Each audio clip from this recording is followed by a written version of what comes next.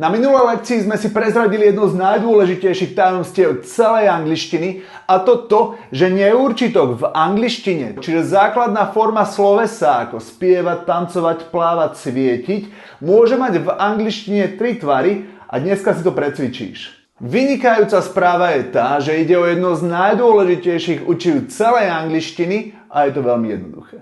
V našej prvej vete musíme to predať. Ktorý z týchto neurčitkov tam dáš? To sell, selling alebo sell?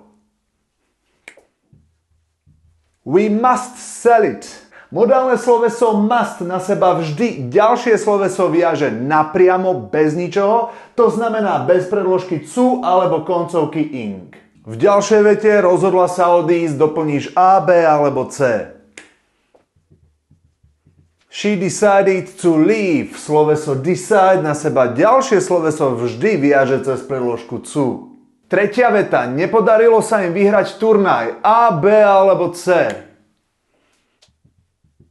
They failed to win the tournament. Sloveso fail na seba ďalšie sloveso vždy viaže cez predložku cu. Ďalšia veta. Prestaňte sa rozprávať A, B alebo C.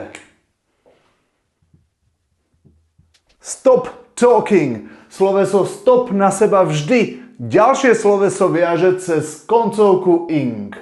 Ďalšia veta, neviem ti to vysvetliť, A, B alebo C.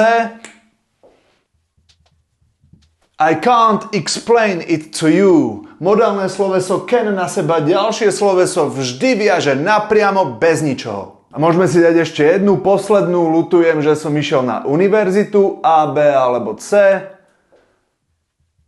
I regret going to university. Sloveso regret v tom význame, že ľutujem niečo, čo som v minulosti spravil alebo nespravil, na seba ďalšie sloveso vždy viaže cez koncovku ing.